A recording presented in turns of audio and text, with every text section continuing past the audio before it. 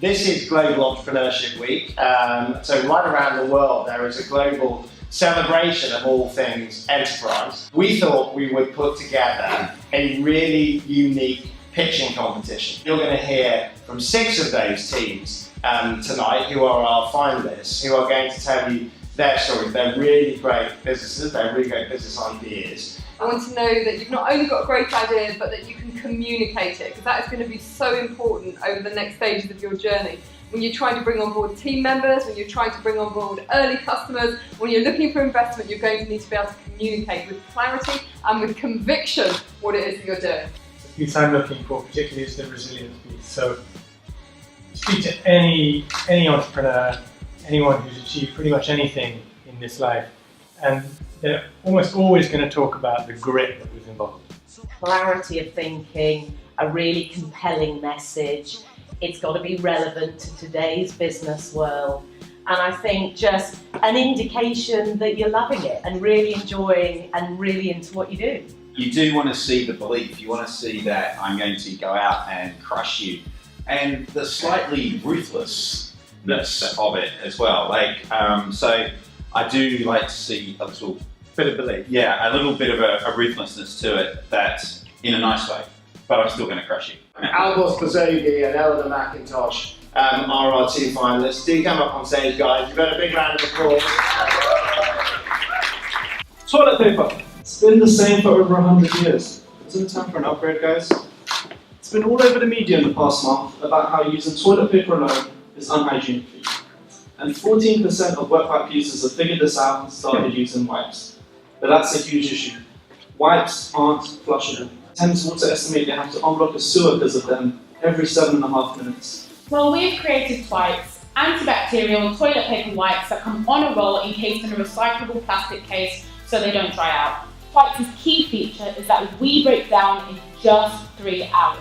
So no more of those sewer blockages that Al mentioned earlier. We also have patents. 2 UK and 2 European patents protecting that dispersion technology. £12,000, which we can use to do our first ISO-certified standardized production run of over 5,000 units of wipes. And we already have distribution partners lined up. If we did win today, we would love mentorship from people who have a really strong retail background, especially in the health and well-being sector, because we want to launch Twipes commercially as well. The 22% profit margin, which is really directly competitive to current wet wipes on the market. We've been working on Twipes for 2 years now and we're ready to launch. So be a part of the team today, be a part of Twipes and make the change happen. Thank you. Tell me a little bit more about what next. So you've got the product run that you're looking at. What would the next stage be for you? Where do you see yourself in 6 months' time? So in 6 months' time we want to come out with a portable version, because obviously it's great to have wipes on the roll, but the future is an ordinary pack that you can throw in your handbag, take on the go with you. And further on down in the future we want to adapt that technology to other products. Why not further in the future have flushable nappies, flushable feminine hygiene products? Right. Give it a good shake. The rank is really going for it. Wow. Well, you can see that on broken down straight away. Excellent. Wow. Your 3 minutes starts now. Thank you. My name's Marcel Fowler. I'm CEO of Inficare, and we want to revolutionise mechanical power transmission. Mechanical power transmission is the process of transferring power from one location to another location. It's been around for millennia, hasn't been disrupted in centuries, and it's used every day by everyone here. What you get is only actually 2 or 3 teeth taking the whole power, and that increases wear and decreases efficiency. So our product, which we're handing around now, distributes that load amongst all of the teeth in contact, very much decreasing wear and increasing efficiency. Working with John Badrock, who is a former director of Reynolds Chain, which is the largest manufacturer of chain in the UK. He liked the product so much, he came onto our board.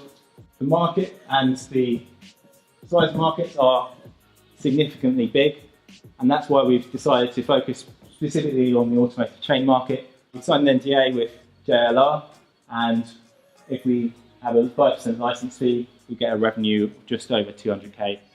We have our patent pending, SCI's approval, and we're raising 50,000, and we're in our physical and digital testing phase, and this money would go towards that.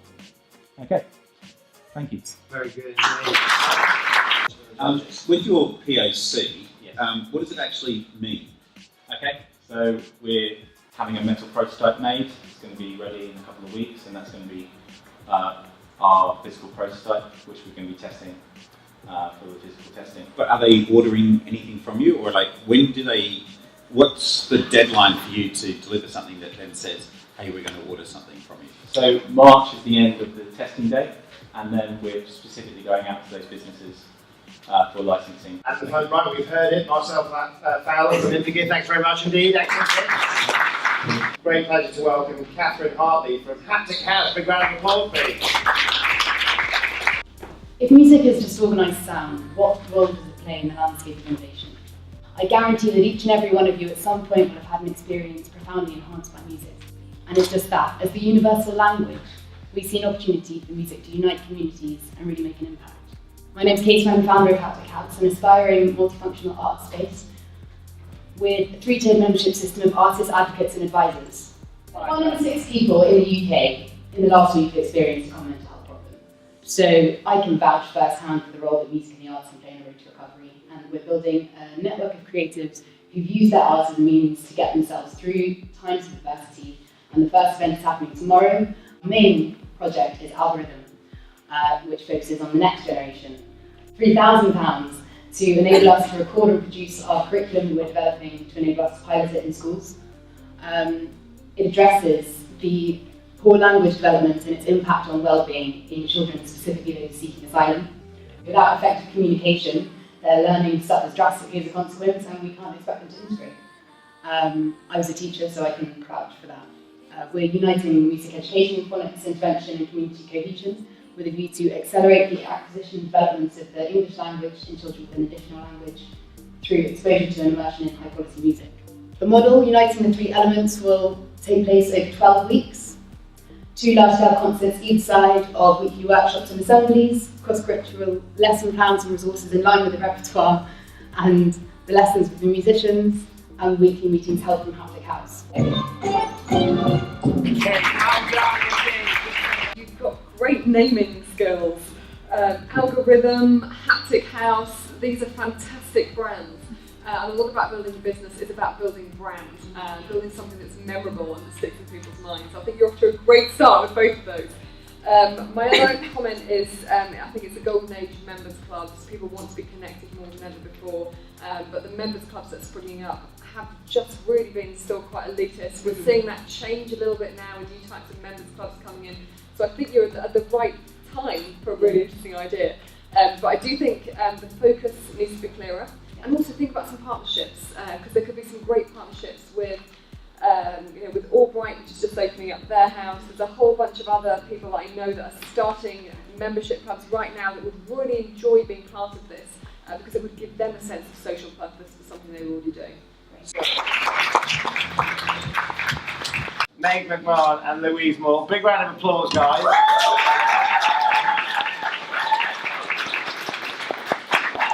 It's a popular business in the house. Your time starts now. Show of hands here. Who is a beer drinker? Okay, few hands didn't go up. Why don't you like beer? Is it the bitterness, or maybe you think some lagers are a bit boring? Hexside brews custom, small batch craft beers. By working with you, we can brew a beer that you'll love. Craft beer sales grew by 23% in the UK last year alone, and 43% of people under the age of 40 say they prefer personalised products. So our competition ranges from off-the-shelf microbreweries to bespoke gin makers and even home brewers. But Hexside is the only high-quality custom craft brewer on the market in the UK.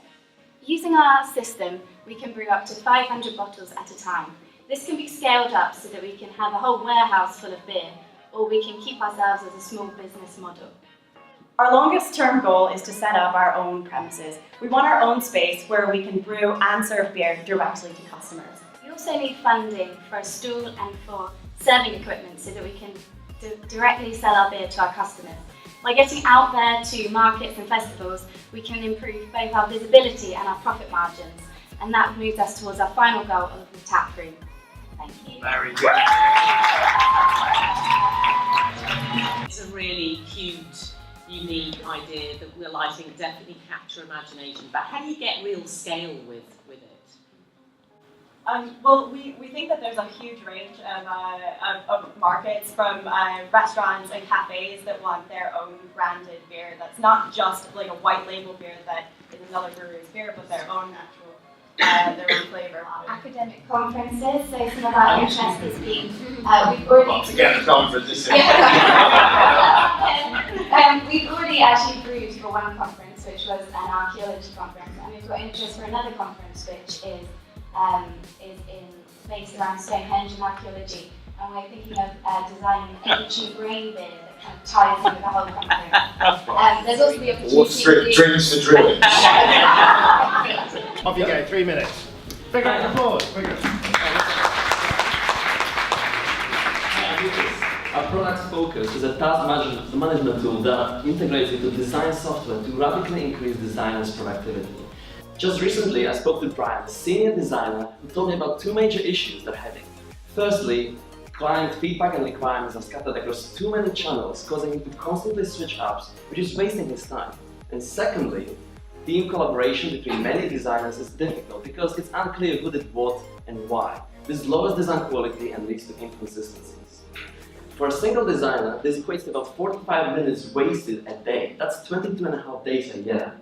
And even worse, that's $4,500 wasted on each designer.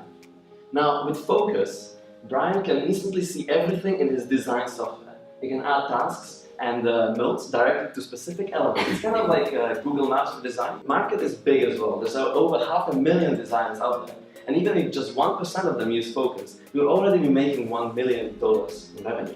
But there's more. We can integrate with other creative industries, such as video production, to make this a multi-million business. So far, we already have 850 designers signed up for our beta mailing list when we released our product, and we believe that product evangelists are very important to create a successful product. We are set to launch in January, and given that we would receive this funding money, we'll be able to invest in strategic marketing as well as affiliate partnerships that we need. So with that in mind, it's time to say, this is the go-to tool for task management in the creative industry, and we really need your help to realize our vision. Thank you. Well, workflow management, a key pain point for businesses of all types, and lots of real big enterprise companies trying to solve those problems. So 2 questions. 1, how will you compete with the big boys who are playing here? And 2, why design in particular? Why do you think there's a specific pain point there with those teams? Sure, thanks. So first of all, you might have noticed some of the competitors, for example, Envision and these really huge companies out there. So they are creating amazing solutions. However, they don't quite fit into the same sort of idea that we fit into. They are more on the side of what happens after you already had the design. Whereas we focus on the core element that happens when you're iterating over the design and really making it what it should be. And the second question was, sorry. Well, why design? Oh, why design? So first of all, my background is computer science and design. I've worked with design studios before, and we've seen this problem in particular because it's just such a lengthy process. But also video production and all kinds of creative media could also fit this. 3 minutes, stop. Yes. Now, go for it. We're Youback. My name's Armando, this is George. So 2 years ago, my best friend Jillian, she was diagnosed with brain cancer. At the time, she started to follow all her general practitioner's advice, such as chemotherapy and all the conventional treatments. But she also wanted to maximize her chances of survival, so she started looking into complementary and alternative medicine. But she found this process to be very expensive, not clear. There's not the transparency she was seeking, especially from the professionals, which we didn't know if they're fully vetted or not. And this is a problem that afflicts not only people who are ill, but also people who seek preventative care like you and me. Because of all of that, we've created Youback. It's a place where you can easily discover, book, experience every different types of treatments, possibilities, and at the same time building a sense of community. Because when you're going through an illness, you really don't want to be isolated. In London, typically an hour session of CAM treatments costs between £65 and £75. The CAM market has grown rapidly over the last couple of years, and in 2017, there are now 13 million users of CAM, both people undergoing it on a treatment basis and people on a preventative on a preventative care basis. By 2021, we're hoping to try and gain a conservative 15% market share, equating to 1.95 million people. Our subscription model is our business model. We take 10% transaction on every fee. We're seeking guidance from a professional entrepreneur who can help us take this venture forward. Yeah, thanks very much. Well done, guys. Like, it just feels so expensive. Like, how do you guys justify the demographics for this? Because I know there's always hipsters in Shoreditch, etc., but that's not a big one, right? So once you get outside of that, like... Yeah, but then when I say complementary and alternative, I think massage, homeopathy, nutrition, which is a huge concern for your diet, and also for our generation, there's a huge concern in preventative care. We want to live longer. Like, if you read the news, we spend the last 10 years of our lives sick. In our generation, they're not into drinking. It's not as important as being fit and exercising. Right, okay, that is our last pitch. Thank you very much to Youback. We're going to give the judges 10 minutes to confer. We're going to have Paddy's going to power through a few tunes. You guys need to get voting, and we'll be back in 10. Right.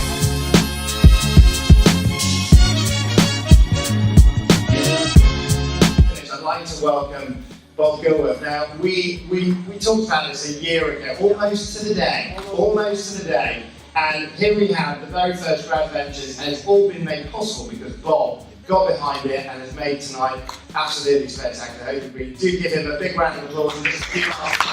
Thanks everybody. I'm Bob Gilworth, I'm Director of the Careers Group. Fantastic evening.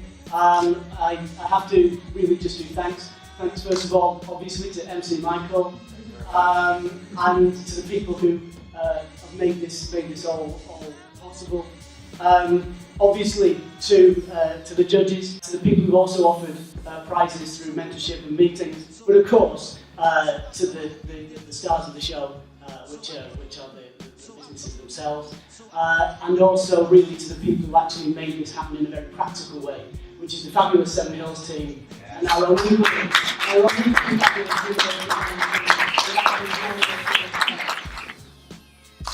winner of the Grand Prix event was famous Lucas Andre.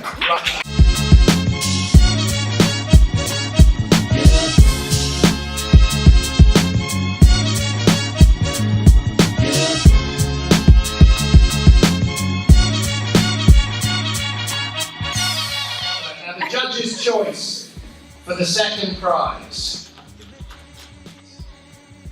Oh, I'm sure we're very popular. Prize here for Hexside with Meg McMahon and Louise Moyle.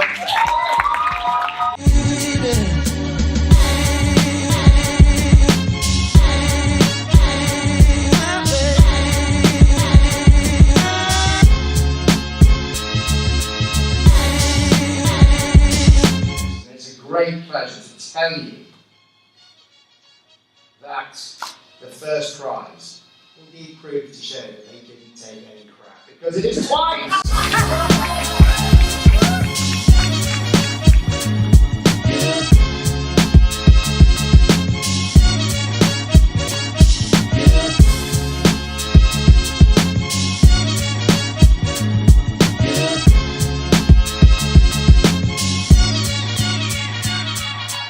For a first year competition, I think GradVenture has been absolutely fantastic. So the bar is open. Please do have a drink. Thank you for joining us in this very first year, and let's see you again this time next year with more businesses, more pitches. See you then.